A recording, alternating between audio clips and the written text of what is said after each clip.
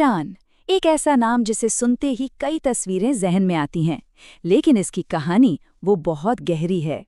प्राचीन दुनिया में इसे फारस कहते थे। एक ऐसी जमीन जिसने बड़े बड़े साम्राज्यों को बनते और बिगड़ते देखा, नए नए धर्मों को जन्म लेते देखा और सभ्यताओं को टकराते देखा। तो चलिए आज इसी दिलचस्प सफर पर निकलते हैं और इसे समझने की कोशिश करते हैं। और यहीं पर ईरान की कहानी का सबसे बड़ा विरोधाभास सामने आता है।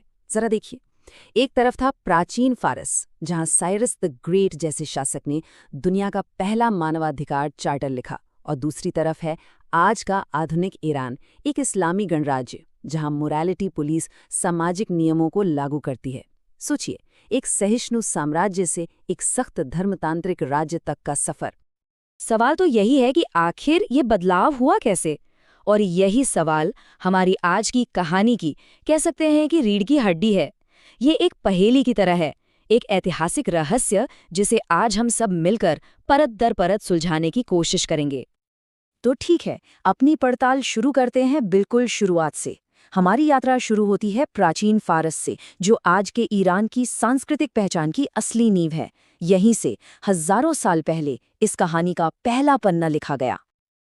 उस जमाने में फारस का मुख्य धर्म था पारसी धर्म, जिसे ज़ोरोएस्ट्रियनिज्म भी कहते हैं, और इसने दुनिया को कुछ ऐसे विचार दिए जो सच में क्रांतिकारी थे, जैसे अच्छाई और बुराई के बीच की लड़ाई, इंसान की अपनी मर्जी और मौत के बाद हिसाब किताब का कॉन्सेप्ट। और सबसे दिलचस्प बात क्या है, जानते हैं? यही विचार, जैसे स्वर्ग और नर्क, आपको बाद में यहूदी, ईसाई और इस्लाम धर्म में भी देखने को मिलते हैं। इससे पता चलता है कि इसका असर कितना गहरा था। सब कुछ ठीक चल रहा था, लेकिन फिर 7वीं शताब्दी में एक बहुत बड़ा बदलाव आया। अरब से उठी सेनाओं ने पूरे फारस पर कब्जा कर लिया, और वो अपने साथ सिर्फ जीत नहीं बल्कि एक नया धर्म भी लेकर आए, इस्लाम। ये ईरान के इतिहास का एक टर्निंग पॉइंट था। यहाँ से सब कुछ बदलने वाला था। देखिए, इस्लाम सिर्फ एक पूजा पाठ की पद्धति नहीं थी, वो अपने साथ एक पूरा लीगल सिस्टम लेकर आया, जिसे कहते हैं शरिया। और इसका एक मूल सिद्धांत था, सही काम का हुक्म दो और गलत काम से रोको। इस एक लाइन ने, आप यकीन मानिए, ईरानी समाज को जड़ से बदल कर रख दिया। और हाँ, आज जो हम ईरान की मोरालिटी पुलिस के बारे में सुनते हैं, उसकी जड़ें भी कहीं ना कहीं इसी सिद्धांत में हैं। चलिए अब कहानी में और आगे बढ़ते हैं। एक और बड़ा मोड़ आने वाला था, एक ऐसा मोड़ जो ईरान को बाकी की इस्लामिक दुनिया से बिल्कुल अलग पहचान देने वाला था। वक्त का पहिया घूमा और हम आ पहुंचे साल 1501 में। एक नया राजवंश सत्ता में आया, सफ़वी राजवंश, और इन्होंने आते ही एक ऐसा फैसला लिया जिसने ईरान के इतिहास का रुख हमेशा हमेशा के लिए मोड़ दिया। ये कोई छोटा मोटा फैसला नहीं था।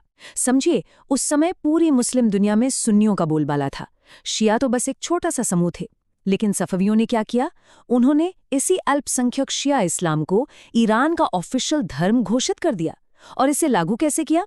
जबरदस्ती, मौत की सजा के डर से। इस एक कदम ने ईरान को अपने सभी पड़ोसी सुन्नी देशों से एकदम अलग कर दिया और एक नई अनोखी पहचान दे दी। और इस फैसले के नतीजे बहुत दूर तक गए। सबसे पहले तो उलेमा, यानी जो धार्मिक गुरु थे, उनके हाथ में जबरदस्त ताकत आ गई, वो सरकार का हिस्सा बन गए। फिर तकलीद का सिद्धांत आया, मतलब अब आम लोगों को हर चीज के लिए मौलवियों की बात माननी थी। पहनावे से लेकर संगीत तक सब कुछ मौलवी तय करने लगे। और यहीं से ईरान में धर्म और सियासत का वो अटूट रिश्ता शुरू हुआ, जिसकी छाप आज भी दिखती है। अब कहानी को थोड़ा और आगे बढ़ाते हैं 20वीं सदी की तरफ। ये वो दौर था जब ईरान की किस्मत में विदेशी ताकतों ने दखल देना शुरू कर दिया। उन्होंने ईरान के तेल और दूसरे संसाधनों को लूटना शुरू किया, और इसी शोषण ने ईरानियों के मन में गुस्से और राष्ट्रवाद की एक ऐसी आग जलाई जो आगे चलकर बहुत कुछ जलाने वाली थी। ये जो चार्ट है ना, ये उस दौर की पूरी कहानी खुद बयां कर रहा है। जरा सोचिए, तेल ईरान का, जमीन ईरान की, लेकिन मुनाफे का 84% हिस्सा ब्रिटेन की जेब में जा रहा था। और ईरान को क्या मिल रहा था? सिर्फ 16%। ये तो सरासर लूट थी। इसी अन्याय ने पश्चिम के खिलाफ लोगों के दिल में जहर घोल दिया, और यही गुस्सा आगे चलकर एक बड़ी क्रांति का ईंधन बना। 20वीं सदी की शुरुआत ईरान के लिए बहुत उथल-पुथल वाली रही। लोगों ने लोकतंत्र लाने की बहुत कोशिश की, संवैधानिक क्रांति की, लेकिन हर बार बाहरी ताकतें आकर सब बिगाड़ देती थीं। और फिर 1951 में एक उम्मीद की किरण जगी, जब प्रधानमंत्री मुसद्दिक ने हिम्मत दिखाई और ईरान के तेल उद्योग का राष्ट्रीयकरण कर दिया। मतलब उन्होंने कहा कि तेल हमारा है तो फायदा भी हमारा होगा। लेकिन इसके बाद जो हुआ वो एक और बड़ा मोड़ था। वो मोड़ था 1953 का तख्ता पलट, जिसे ऑपरेशन एजेक्स भी कहते हैं।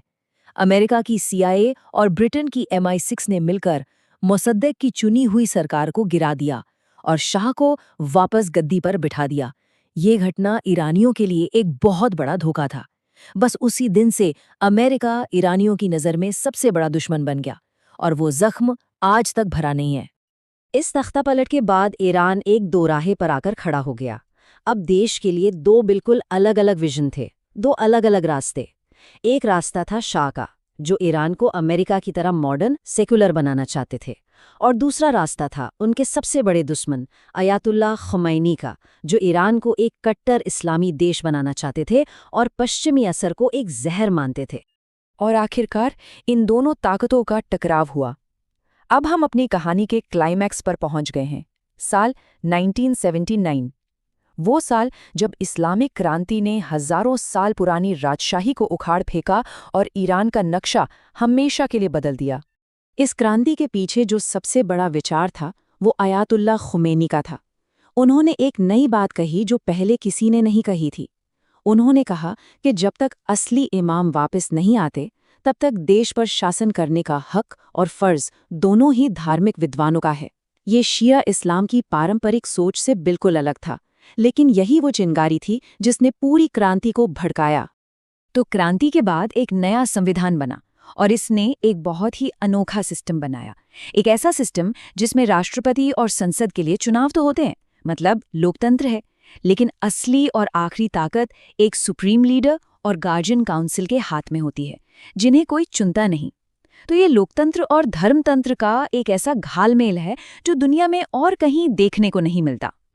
क्रांति ने ईरान को सिर्फ राजनीतिक तौर पर नहीं बदला, समाज पूरी तरह से बदल गया। जरा देखिए, शाह के ज़माने के सेक्युलर कानूनों की जगह शरिया कानून आ गया।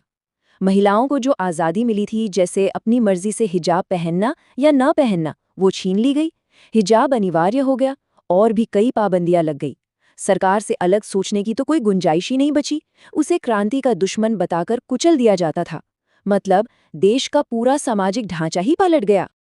तो ये थी अतीत की कहानी। अब सीधे आज के दौर में आते हैं, क्योंकि ईरान आज भी उन्हीं पुराने तनावों और संघर्षों से जूझ रहा है जो उसकी पहचान का हिस्सा बन चुके हैं। 2022 में महसा अमीनी की पुलिस हिरासत में मौत के बाद जो पूरे देश में विरोध प्रदर्शन हुए, वो इसी संघर्ष की सबसे ताज़ा कड़ी है। इन प्रदर्शनों ने दुनिया को दिखा दिया कि ईरान के अंदर, खासकर नौजवानों के बीच, इस सिस्टम को लेकर कितना गुस्सा है, कितनी बेचैनी है और बदलाव की कितनी जबरदस्त इच्छा है। और यहीं आकर हम आज रुकते हैं एक बड़े सवाल के साथ। क्या ईरान कभी कोई ऐसा रास्ता खोज पाएगा जो उसके मजहब और लोगों की आज़ादी की चाहत दोनों को एक साथ लेकर चल सके? ये एक बहुत मुश्किल सवाल है और इसका जवाब ईरान आज भी ढूंढ रहा है। साइरस महान के उस महान साम्राज्य से लेकर आज के इस्लामी गणराज्य तक ईरान का ये लंबा सफ़र हमें यकीन, ताकत और पहचान के उलझे हुए रिश्ते की कहानी बताता है। और एक बात तो तय है, इसका भविष्य भी इसके अतीत की तरह ही अनिश्चित और दिलचस्प होने वाला है।